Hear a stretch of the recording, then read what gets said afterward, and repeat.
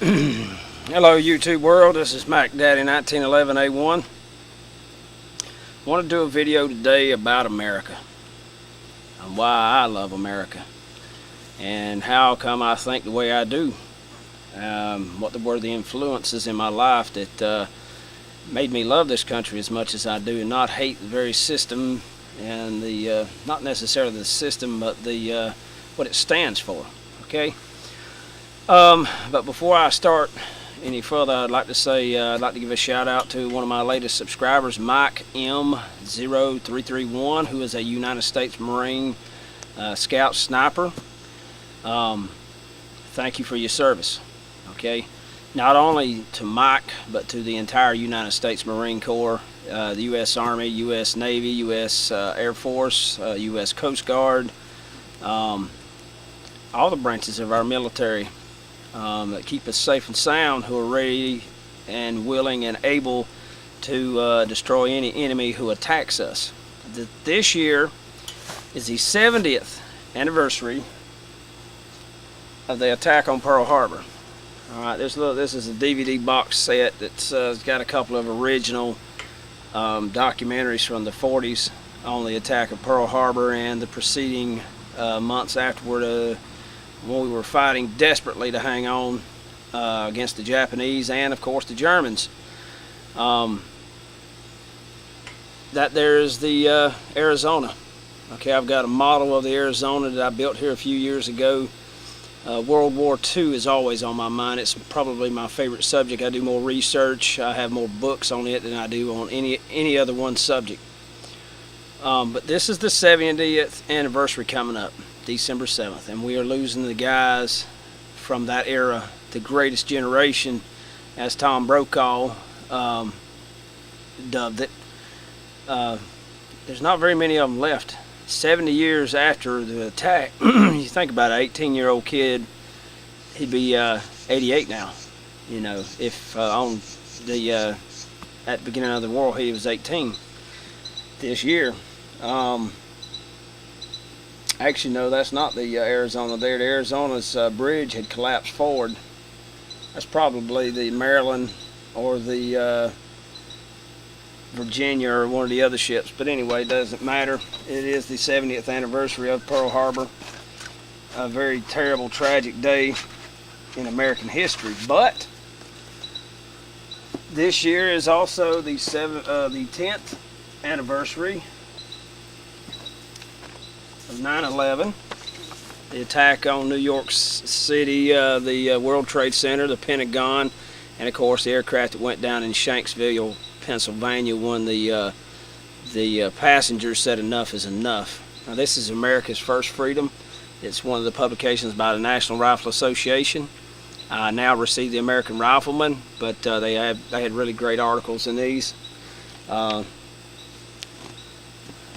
Here's another one I picked up. I'm not really a fan of New U.S. News. They're pretty liberal kind of a publication, but I was buying all kinds of things to remember that. I mean, for my grandchildren, and I still have all my publications. Alright, this is September 24th, so it was roughly 2 weeks later. Time magazine, when President Bush went to the Pile and gave his speech. I enjoyed the speech very much, other than the fact he should have said, Al-Qaeda, we're going to kick your freaking ass off the planet. Excuse my French, ladies and gents, but I get passionate sometimes about these kinds of things.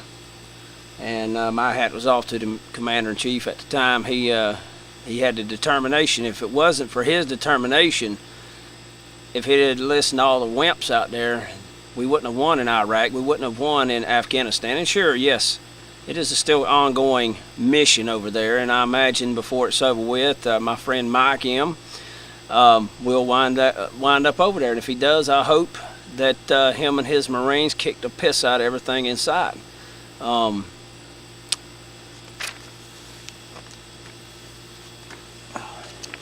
This is what America's about. Okay, now this is also this is in November 2001, the American Legion magazine. There's Lady Liberty. Okay, it's about freedom. It's about liberty. It's about the ability to express yourself without somebody shooting you in the head for it. Okay? You may not agree with everything I say, or even a lot of the stuff I say, and that's fine. And I can agree that we'll disagree, and I hope you can see it the same way. But in the end, this liberty represents what we all believe in, and that is the right of the individual to make up his own mind how he's going to live, what he's going to think. You know what I'm saying? Keep an open mind, you know, and respect other folks' view, but at the same time, if you don't agree with it, fine. There's no, you know, other than maybe some harassment or somebody aggravating the piss out of you. There's no one's going to shoot you because you believe different than they do. It's America, okay? This is also 2011 is the 100th anniversary of the 1911. Now this book here came out, I think, in 2003 or 2004, somewhere in that neighborhood. This is why Jeff Cooper was still alive, and he wrote the foreword in this magazine. But it's got great articles about the old slab sides. And I love my 1911. So we got the 100th anniversary of the 1911, the 10th anniversary of the 9/11 attack on America, and we've got the 70th anniversary of the attack on Pearl Harbor, which thrust us into World War II. It is a shame that here in this country today that Americans cannot all gather behind our troopers in combat like they did in World War II. Okay, not everybody agreed with how Roosevelt fought the war, the Germany first policy, and quite a few other things. And that's, you know, there's some terrible things that happened in that war. The internment of the Japanese Americans. I don't know if at the time I would have agreed with that or not, but on hindsight, not my hindsight, but the hindsight of others, I can see where it was very wrong. And I am very glad and very happy that we didn't round up all the folks of Arabic, extraction, or however you want to put it. I'm not exactly sure what the word is. I'm not that great an articulate kind of fella. But I'm happy that we didn't do something stupid like that, because that would have been a horrible thing to do.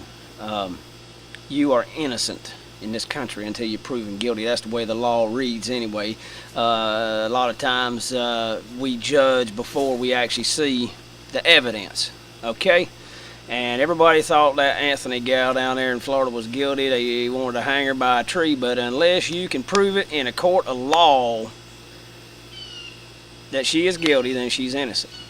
And I think she's guilty myself. However, I agree with the judge's ruling on that, and as well as the jury. Because what if she had been innocent? Okay, and they put her on death row and they killed her, an innocent person. Better to let 100 guilty bastards go than let one innocent person fry. And the last 10 or so years, they've been releasing people who've been in jail 10, 15, 20 years that were convicted, but there was not really enough evidence to convict them, and they were found innocent through DNA testing after they'd served tons and tons of years. They'll never, ever get that back. The only bad thing is I don't think they reopen the cases to see if they can find out who actually murdered these people. Onward, upward.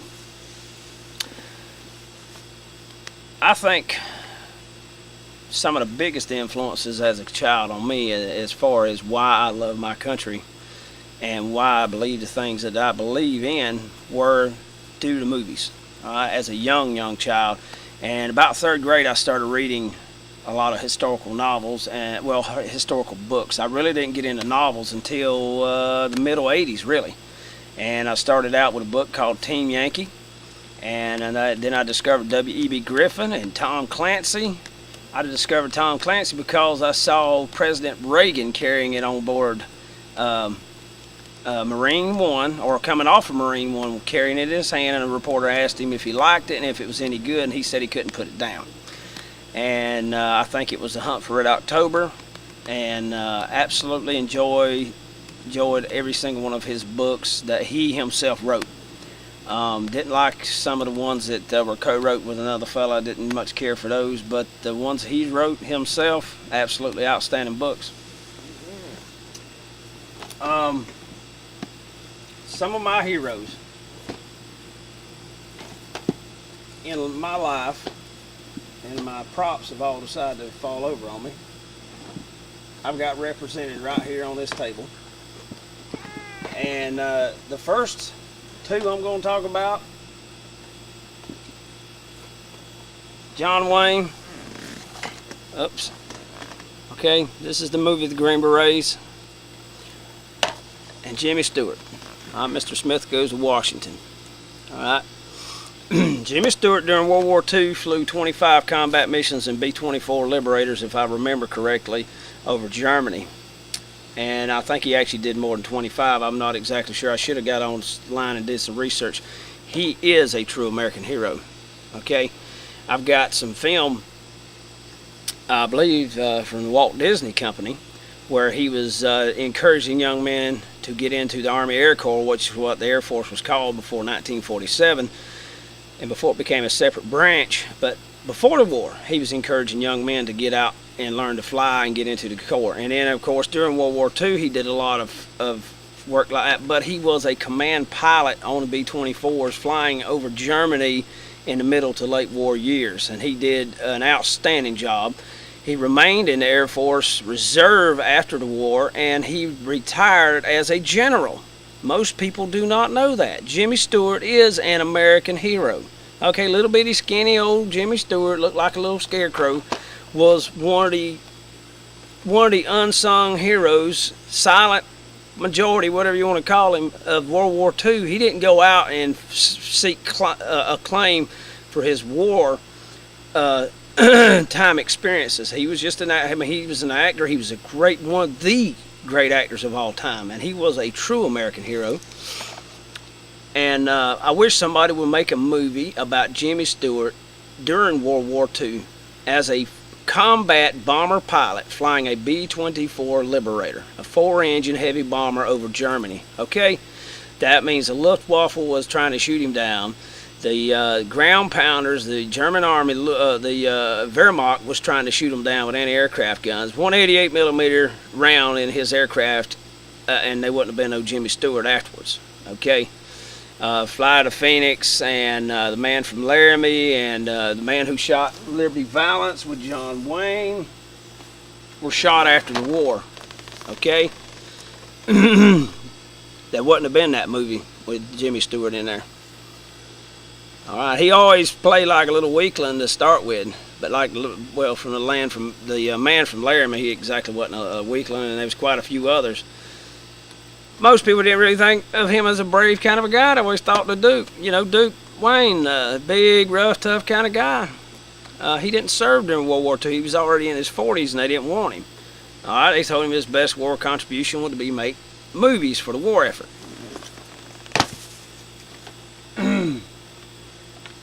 He did. All right, now I don't remember exactly when all these movies came out.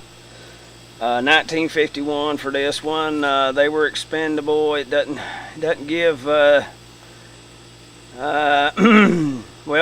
they were expendable.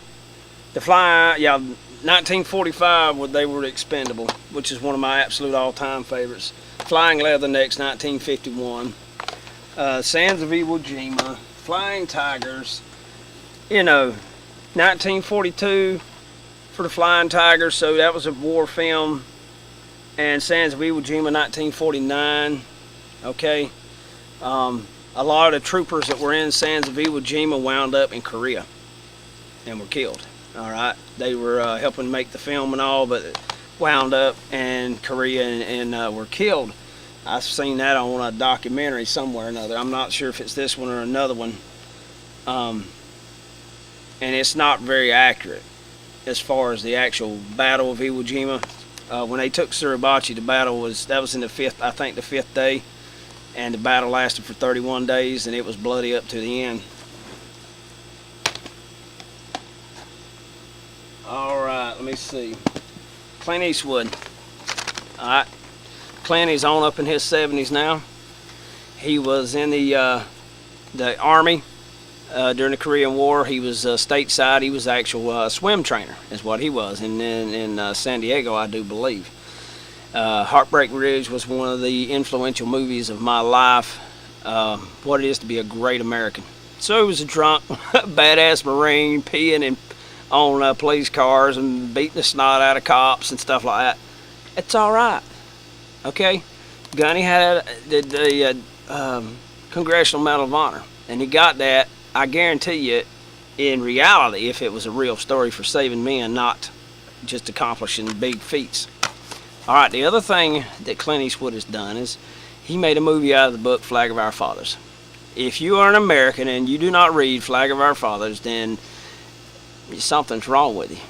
You get a real appreciation for the people who actually raised that flag, but not just raising the flag. Most of the people in that picture died. Okay, the most famous picture of all time is the flag raised on Iwo Jima. End of story. It is the most famous photograph ever. Most of the participants, and it was the replacement flag, it wasn't the original, but most of the participants died before they got home. Only 2 survived. And one of them was Doc Bradley, and he didn't want to talk about it. Which actually 3 of them came home. The other one was the young Indian fella. God bless America. I can't remember his name, and I feel like crap about that. But anyway, it'll come to me when I'm not thinking about it, because I've read the book, I've got the audio book, and I've got the movie. But he was a Pima Indian, and he drank himself to death. The experiences of it, okay, were so just terrible. And they all said that the real heroes were the ones that didn't come home. And I think all soldiers, sailors, Marines of all times will say the same thing. The real heroes are the people who gave their lives in the line of duty. The ultimate sacrifice. Okay, if you've been on YouTube, if you've been on Facebook, if you've been on Twitter, or watched the news, you've probably seen the video of the very loyal dog by the young SEAL who was killed, and the Chinook that was shot down here a couple of weeks ago. Killed 21 SEALs and a crewman and a couple of other special forces. I believe there was 30 altogether on board that aircraft, and it killed them all. Taliban probably really doing a yippee-doo-dah after that one, but payback's a mother, and you remember that, Mr. Taliban. And everybody, oh, how cute, or oh, how wonderful. He is such a loyal dog. Not one word of thank God that young man had the guts to go over there and do the job. Put his life on the line. Thank God and thank his family for their sacrifice. Thank him for his sacrifice. God bless him. God bless that family. Okay? Haven't heard a word about that. Got ticked off about that yesterday on Facebook on my page, and let them rip. Let it rip a little bit, and I'm not going to apologize to it for that at all. Thank God for all our soldiers, sailors, Marines, Coast Guardmen, air crewmen, you know what I'm saying, pilots.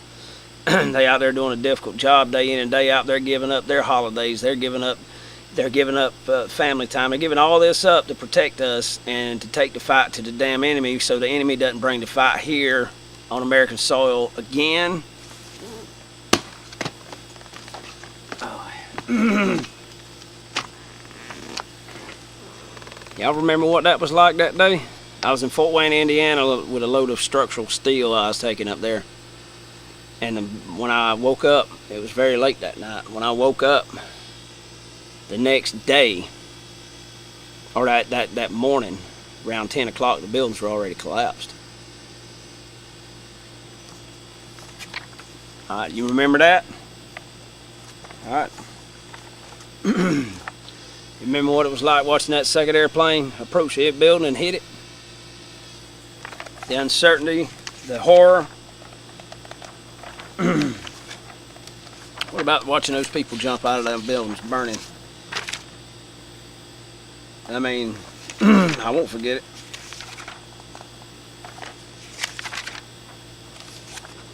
I won't forget it. And I can't find any of them. Probably ain't supposed to be showing them, but what to do? Alright, let me get on with it. Oh, one more thing. This is our flag. I don't know why I never put it in any of my videos, but this is a flag that I represent. that I adore, and I thank God in heaven that there is this flag. This flag here represents freedom. Freedom from tyranny and freedom from that kind of crap. But it also represents righteousness. Alright? When those terrorists attacked us, this flag went into action. And all the men and women who represent this, and that's something else I need to say before I get too carried away. There have been a lot of women, especially MPs, who have been in combat. And if the military doesn't recognize their contributions the same way they do men, then there's no justice.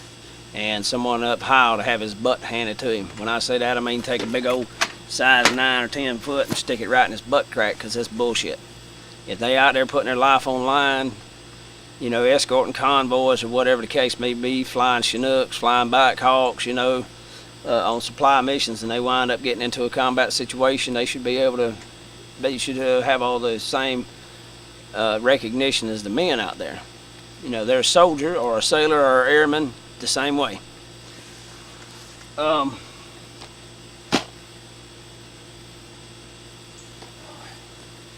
There's that famous photograph again. This is one of the box sets that I got on DVD of the Marines' exploits during the Pacific War. Alright. Watching these types of documentaries had a very big influence on me as a kid. In recent years, you can see some of my books here. Marine Sniper by Carlos Hathcock. That had a huge influence on me. The man was a hero, not for his 93 confirmed kills, but for the 7 Marines he pulled out of that burning Amtrak. He was a hero because he, even though he was burnt very, very badly, I think over 80% of his body, he did not want out of the Corps, and he went on to found pretty much the Marine Corps Sniper School, Sniper Scout School, that is in its current form, which has probably been updated. A lot of new stuff come along, and there's a lot of other people who have probably added a lot to it, but he started it. Him and Jim Land, okay, Major Jim Land, who is one of the NRA's head honchos nowadays.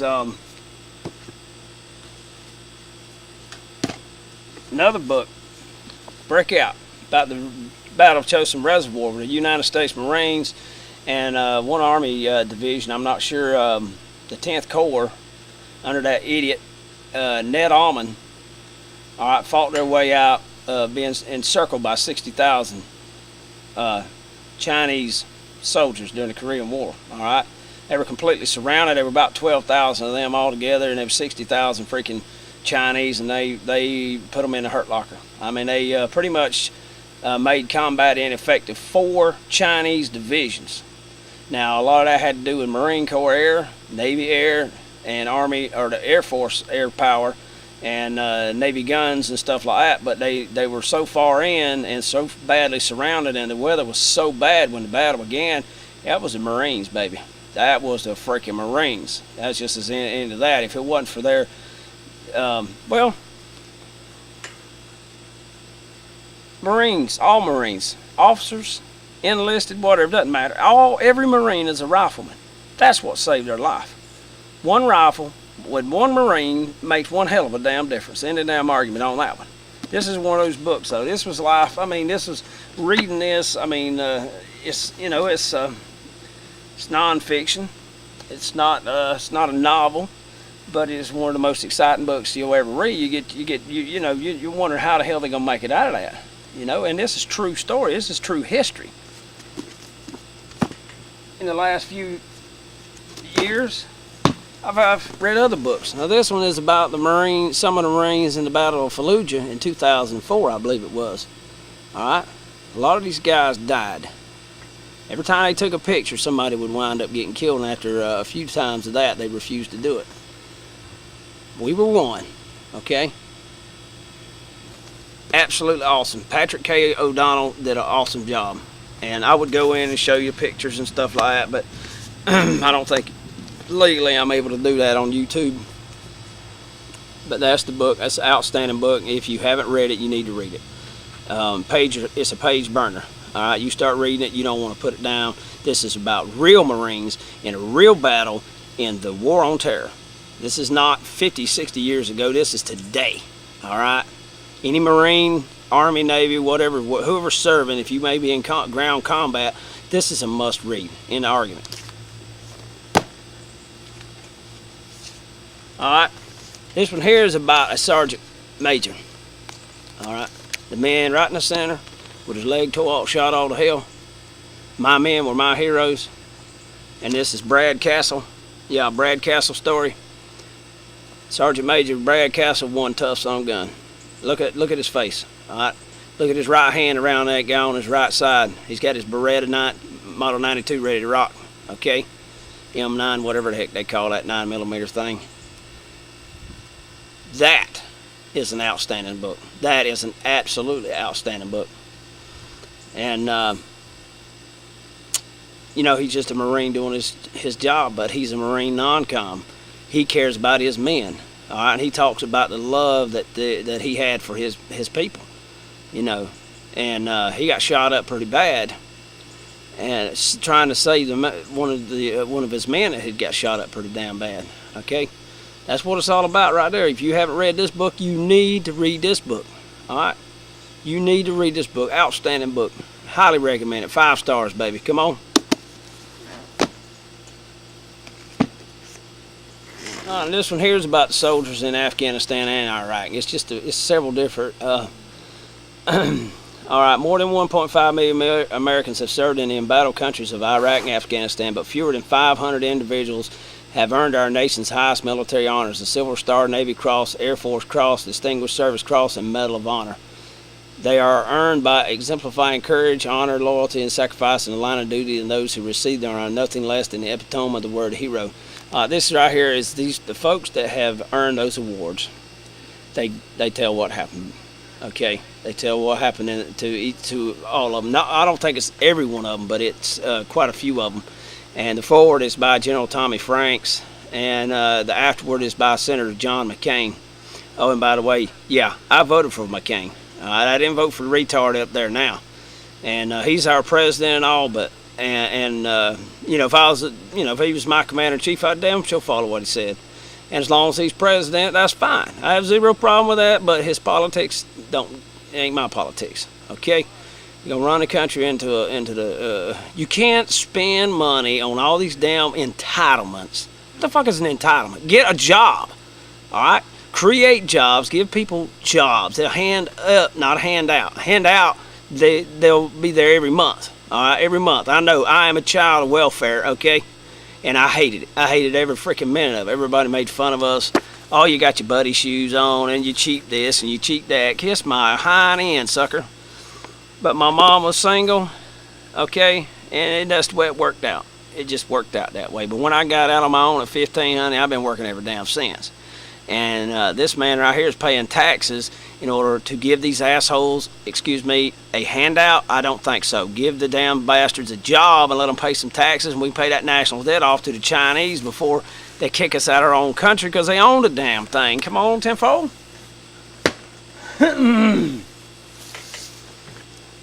This book here, The Few and the Proud, is about the Marine Corps drill instructor.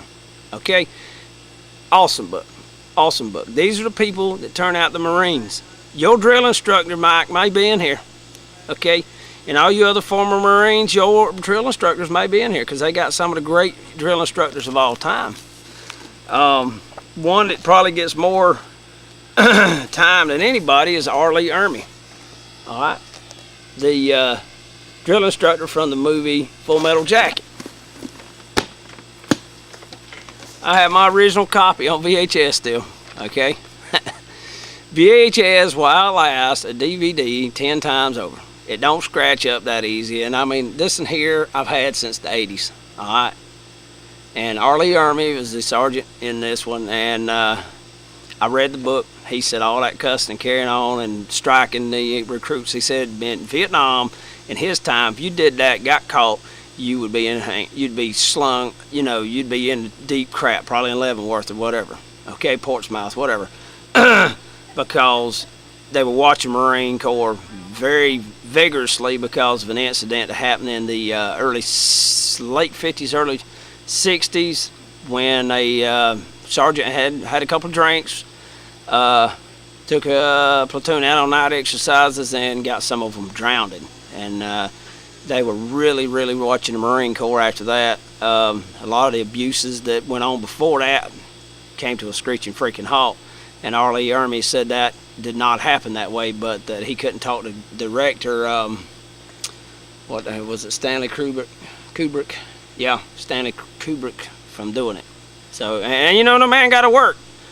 A man's got to work, and your boss tells you to do this, and it's not illegal. You know, what can you do?